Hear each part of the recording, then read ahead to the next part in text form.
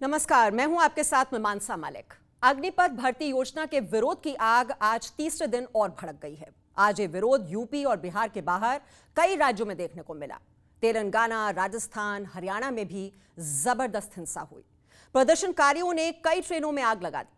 प्रदर्शन और नुकसान को आप इसी बात से समझ सकते हैं कि आज 200 रेलगाड़ियां प्रभावित हुई, जबकि 35 ट्रेनों को रद्द करना पड़ा, जबकि 13 ट्रेनों को बीच में ही रोकना पड़ा।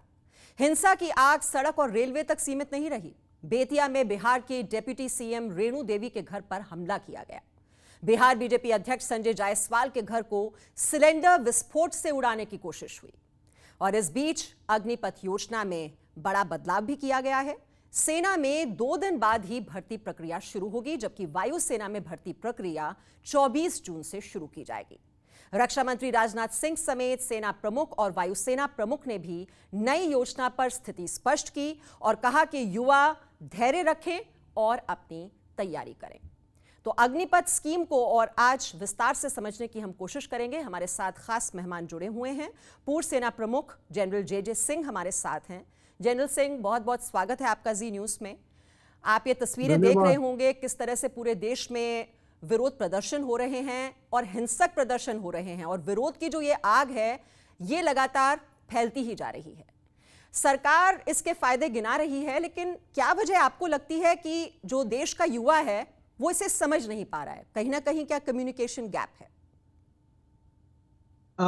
देखिए, पहली बात तो ये बहुत अफसोसजनक है जो दृश्य हम आपके स्क्रीन पे देख रहे हैं, और जहां जहां पर ये हिंसा हो रही है या दंगे फसाद हो रहे हैं, बस जलाई जा रही है, ट्रेन जलाई जा रही है, ये सब हिंसा वाली जो कार्रवाइयां हैं, इस पे हमको बड़ा दुख होता है कि हमारे नौजवान बच्चे जिनको ज्ञान नहीं है इस स्कीम के बारे में, जिनको इसके बारे में गलतफहमी है, और इनको किसी राजनीतिक दल ने या किसी नेता ने बहका दिया है, इनको मोटिवेट कर दिया है कि आप ये इस किस्म का दंगा फसाद करेंगे तो शायद आपकी मांगे मानी जाएंगी। तो मैं समझता हूं कि हमारे देश में जो हमारे रक्षा दल हैं, आर्म्ड फोर्सेस हैं, उसमें इस किस्म का वायलेंट एक्शन, ये रायट, आर्सन, दंगा फसाद और धरना, रोड ब्लॉक, रेलवे ट्रेन का लाइन ब्लॉक करना, ये सब बिल्कुल नॉट एक्सेप्टेबल है। जी। इसको हम बिल्कुल कबूल नहीं कर सकते और एक्सेप्ट नहीं कर सकते। और ऐसे नौजवान जो इन दंगे फसादों में शामिल हो रहे हैं, वो हमारी फौजों में नहीं आ सकते। हम जब सिलेक्ट करेंगे जो बच्चे, वो उनको ध्यान से हम चुनेंगे जिनमें कोई ऐसा अवगुण नहीं है कि वो वायलेंस में आज उतर जाएं और ऐसे काम करें। तो मैं समझता हूं इनको पता नहीं कि ये स्कीम के गुण क्या हैं, और मैं ये भी समझता हूं कि गवर्नमेंट ने जो स्कीम अपनी चलाई है, इसमें इम्प्रूवमेंट्स की जो गुंजाइश है वो भी रखी है। और देश के लीडरशिप ने, रक्षा मंत्री और आर्म फोर्सेस के जो सेनापति हैं, उनको बोला है कि अगर आप कोई सुझाव ठीक है जनरल सिंह, जिन इंप्रूवमेंट्स की देंगे आप बात तो कर रहे हैं उनके वो भी हम साथ। आपसे समझने की कोशिश करेंगे, लेकिन एक सवाल है जो इन युवाओं को बहुत ही परेशान कर रहा है कि 4 साल के बाद क्या करेंगे वो जी बेरोजगार हो जाएंगे। जो भविष्य जी को लेकर ये अनिश्चितता है वो इन्हें सबसे ज्यादा जी। परेशान कर रही है। देखिए, यू आर राइट। ये प्रश्न हर नौजवान के मन में होगा कि अगर 4 साल के बाद मैं वो 25% में नहीं शामिल होता तो मुझे क्या आगे करना होगा, आगे मेरा क्या होगा अंजाम, तो मेरा भविष्य कैसा होगा। तो मैं ये कहना चाहता हूँ कि गवर्नमेंट ने इसके बारे में सोचा है, और इसके बारे में उन्होंने अपने एक स्कीम जो बनाई है, उसके तहत उनको पैरामिलिट्री फोर्सेस में लेटरल दाखला मिलेगा। उनको और भी गवर्नमेंट इंस्टीट्यूशंस और गवर्नमेंट ऑर्गेनाइजेशंस में नौकरी की प्रेफरेंस दी जाएगी, उनको पहल दी जाएगी। और उनको अगर पढ़ाई करनी है, हायर स्टडीज में जाना है, तो उसमें भी उनको क्रेडिट मिलेगा यूनिवर्सिटीज में जाने के लिए, या Indira Gandhi national open university में कोई कोर्स करना चाहते हैं तो उसमें भी उनको मदद मिलेगी। तो मैं समझता हूं कि हर पहलू में, और प्राइवेट सेक्टर को भी देश में हमने देखा है कि वो भी चाहेंगे कि 4 साल के बाद जो युवक है, जो डिसिप्लिन है, फिजिकली फिट है, मेंटली अलर्ट है और जो काम करेगा, हार्ड वर्किंग है, उनको प्रेफरेंस देंगे, ना कि किसी जी बिल्कुल, सड़क आप से जनरल सिंह दूसरा बिल्कुल सही सिविलियन कह को। रहे हैं, क्योंकि सरकार ये बात कह भी रही है कि सीएपीएफ हो, असम यस, राइफल्स हो, उसमें प्राथमिकता दी जाएगी। जो राज्य सरकारें हैं वो भी कह रही हैं कि पुलिस में भी उनको तवज्जो दी जाएगी। लेकिन युवा कहता है कि हम कैसे भरोसा कर लें, कैसे ये गारंटी हाँ मिल जी, जाए। तो ये ट्रस्ट देखिए डेफिसिट है। ये बात सही है कि उनके मन में शंका होगी, लेकिन ये तरीका नहीं है अपना गुस्सा दिखाने का। उनको उनके जो लोकल लेजिस्लेटर हैं, विधायक हैं, या अपने कम्युनिटी के लीडर हैं, उन्होंने समझाना चाहिए कि भाई आप हमारे को बताओ अपने प्रॉब्लम, हम गवर्नमेंट के सामने रखेंगे। आप ये दंगे फसाद मत करो, आप देश की संपत्ति को बर्बाद ना करो। तो मैं समझता हूं कि इसमें मिसकम्युनिकेशन है, इसमें मिसअंडरस्टैंडिंग है, और कुछ ही दिनों में ये समझ जाएंगे और ये उनको पता लगेगा कि ये स्कीम में उनका कितना फायदा होगा। ये मैं जानता हूं कि कुछ चीजें खामियां होंगी, पर गवर्नमेंट ने उसके लिए गुंजाइश रखी है कि हम उन खामियों को दूर करने के लिए तैयार हैं। लेकिन देश के रक्षा के लिए, देश के आधुनिकीकरण, डिफेंस फोर्सेस के आधुनिकीकरण के लिए देयर इज नो कॉम्प्रोमाइज। हमारी रक्षा में कोई कमी नहीं होगी, हमारी क्षमता में कोई कमी नहीं होगी। तो इसलिए मैं चाहता हूं कि सबको ये संदेश दिया जाए जी कि आप ये रास्ता मत अपनाओ।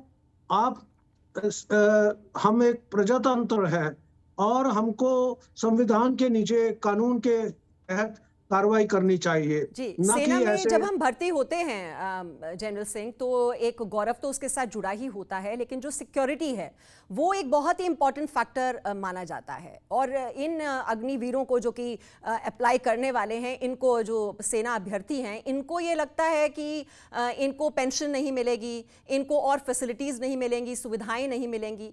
तो कहीं वो जो मोटिवेशन लेवल है वो तो प्रभावित होता ही है। मैं समझता हूँ समय खुद दिखा देगा सबको कि इस स्कीम की के फायदे और नुकसान क्या हैं। और मैं जानता हूँ, मैं एक सेनाध्यक्ष रहा हूँ, कि हमारे नौजवान जो हैं, जब 4 साल के बाद जो घर भी जाते हैं, मतलब जो फौज से डिमोबिलाइज हो जाते हैं, उनको कहीं ना कहीं अच्छी नौकरी जरूर मिलेगी, क्योंकि वो किसी भी ऑर्गेनाइजेशन में चले जाएं, उनको ऐसे नौजवान कभी नहीं मिलेंगे, क्योंकि हम इनको चुन के ले रहे हैं और इनके सीने पे एक गर्व का बैज होगा कि हम अग्निवीर हैं। और अग्निवीरों के लिए गवर्नमेंट भी बहुत सारे स्कीम अमल में लाएगी, और इसके लिए थोड़ा इंतजार करना पड़ेगा। जी मुझे कोई शक नहीं, हमारी देश की जो नौजवान पीढ़ी है, उनके हित में है ये स्कीम, और उनको जल्दबाजी नहीं करनी चाहिए। और आखिरकार कभी भी ये कानून को अपने हाथ में लेके ये दंगे फसाद नहीं करने चाहिए। जी, और जो ट्रेनिंग का वक्त है उसको लेकर भी सवाल किए जा रहे हैं जनरल सिंह कि 6 महीने में ट्रेनिंग पूरी नहीं हो पाती है। जब तक ये ट्रेन होगी फोर्स, तब तक तो निकलने का भी वक्त हो जाएगा। और जिस तरह के मॉडर्नाइज्ड वेपन्स का, इक्विपमेंट्स का इस्तेमाल आजकल सेना में ज़रूरत जिसकी महसूस की जा रही है, उससे वो इतने कम समय में डील नहीं कर पाएंगे। आपका सवाल बहुत अच्छा है, उसका जवाब मैं दूंगा। पहली बात तो हमारा एक्सपीरियंस रहा है, तजुर्बा रहा है। मैं खुद 18 साल का या 19 साल का था जब मैं सेकंड लेफ्टिनेंट बन गया, तो मेरे को सीधा ही ऑपरेशनल एरिया में भेज दिया गया, जहां पर मैंने काफी अच्छा काम किया। तो हमें क्या हक है कि हम कहें कि ये नौजवान नाकामयाब होंगे? ये तो गलत बात है। और हमारे युद्ध में नौजवान पीढ़ी के लांस नायक, सिपाही, उनको परमवीर चक्र मिला, उनको विक्टोरिया क्रॉस मिला सेकेंड वर्ल्ड वॉर में। तो ये जो कहने की बात है कि इनको ट्रेनिंग कम मिलेगी, हमें भी 1 साल की ट्रेनिंग नहीं मिली, 8 महीने की ट्रेनिंग मिलिट्री एकेडमी में मिली, क्योंकि 1962 के युद्ध के बाद हमें जल्दी जल्दी कमीशन मिली। तो कहने का मतलब है कि हम अगर इतने ऊंचे ओहदे तक पहुंच गए तो ट्रेनिंग में कोई कमी नहीं थी। तो इसलिए जो ट्रेनिंग का सिलेबस बन रहा है उनको बिल्कुल काबिल बना देगा कि वो अपना काम कर सकें। और बाकी अपने यूनिट में जाने के बाद उनके जो कमांडिंग ऑफिसर हैं, जो उनके उनके कंपनी कमांडर हैं या उस रैंक के ऑफिसर हैं, वो उनको ट्रेन कर देंगे ताकि वो किसी भी दिशा में कमजोरी नहीं उनमें होगी। जी, और जनरल सिंह, जो एप्लीकेंट्स हैं जो सेना में आने के बहुत ही इच्छुक हैं, तो मैं चाहती हूं कि आप थोड़ा अंतर बताइए, क्योंकि ये प्रदर्शनकारी जो हैं वो लगातार ये कह रहे हैं कि जो पुरानी जो सेना में भर्ती की प्रक्रिया थी उसे बहाल किया जाए। तो एक जो रेगुलर सैनिक होता था उसकी प्रक्रिया और अब वाली प्रक्रिया में कितना अंतर है? अगर हम कहें अग्निवीर और एक रेगुलर सैनिक, कितना अंतर हाँ हो जी, जाएगा? देखिए पहले 17 साल से लेके 20 साल तक नौकरी करते थे और पेंशन मिलती थी और मेडिकल फैसिलिटी मिलती थी।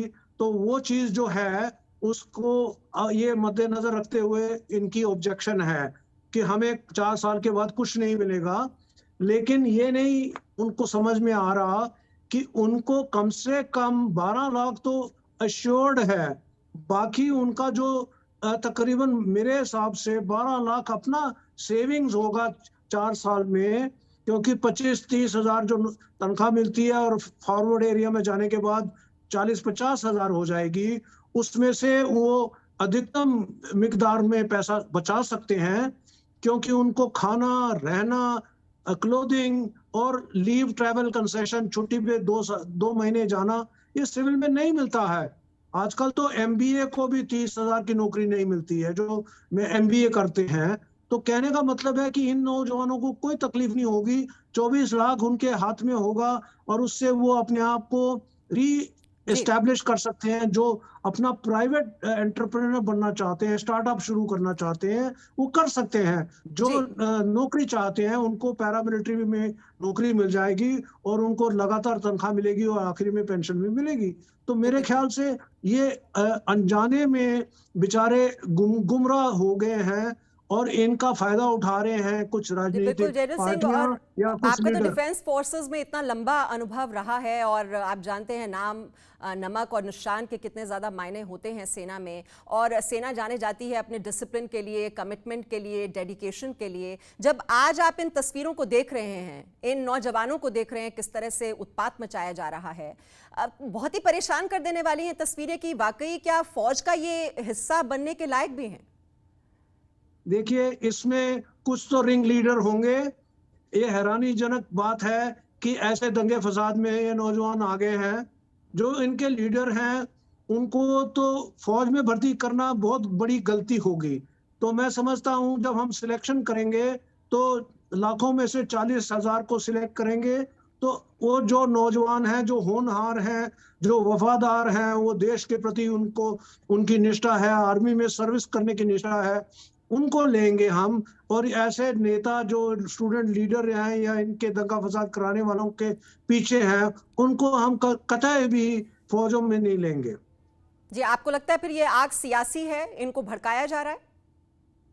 हो सकता है, इसमें कोई शक नहीं। कोई ना कोई इसका फायदा उठा रहे हैं ताकि उसमें राजनीति की गेम चल रही है। मैं उनको भी यही सलाह देता हूं, एडवाइस देता हूं कि देश के रक्षा के मामले में राजनीतिक गेम मत खेलें प्लीज। हमारा जी, देश बहुत महान है, हमने आगे बढ़ना है और इन दंगे फसादों से हम आगे नहीं बढ़ पाएंगे या हमारी रफ्तार रुक जाएगी। तो इसलिए ऐसा काम मत करें। ठीक है। आपका आखिरी मैसेज सेना में जो शामिल होने के इच्छुक हैं अभ्यर्थी और जो युवा देश के इस वक्त आपको सुन रहे हैं, उनके लिए आप क्या मैसेज देना चाहेंगे? देखिए मैं मैसेज देना चाहता हूं कि हमारा देश एक महान देश है और एक दुनिया की मानी हुई सबसे बड़ी प्रजातंत्र है। और हमारा भविष्य बिल्कुल सुनहरी होगा, उसमें कोई शक नहीं। हमारे लोग बहुत मेहनती हैं, बहुत वफादार हैं, देश के लिए सेवा करते हैं और आप देख लीजिए वेस्टर्न कंट्रीज को मैंने देखा है, 70 देश मैंने देखे हैं, वहां पर शनिचरवार एतवार को कोई काम नहीं करता। लेकिन हिंदुस्तान में आप देख लीजिए, हर इस इंसान जो काम करता है, चाहे 3 व्हीलर चलाता है, टैक्सी चलाता है या कोई और प्राइवेट बिजनेस करता है, वो सैटरडे संडे को भी काम करता है। तो जी। देश की उन्नति होनी है। आप मानिए, मैं बाहर देश में था जहां पे डॉक्टर, उनके अपने डॉक्टर जो हैं अल्जीरिया वाले, वो सैटरडे संडे को दुकान बंद कर देते थे, बोलते हम नहीं किसी को देखेंगे, वीकेंड है।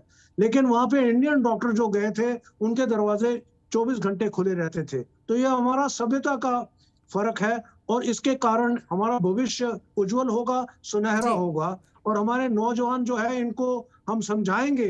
अभी आप देख रहे हैं हर चैनल पे कोई ना कोई ऊंचे ओहदे वाला अफसर या नेता उनको समझा रहा है, क्योंकि शायद उनको समझ नहीं थी और अनजाने में ये बहुत कुछ हुआ और उसका फायदा भी कुछ राजनीतिक जी, पार्टियों ने बिल्कुल लिया। देश के नौजवानों को ये समझने की जरूरत है कि विरोध का ये तरीका बिल्कुल भी सही नहीं है। हो सकता है स्कीम को लेकर आपके मन में कुछ डर हो, चिंताएं हो, आशंकाएं हो, लेकिन सही फोरम का आप इस्तेमाल कीजिए। सही तरीका ये विरोध का नहीं है। विरोध के नाम पर ये उपद्रव, ये अराजकता, हिंसा, आगजनी, तोड़फोड़, इससे सिर्फ देश को नुकसान होगा और आपका भी नुकसान होगा। बहुत बहुत शुक्रिया जनरल जे सिंह, आपने वक्त दिया। Presenting B News app, available on Google Play and App Store. Download it now.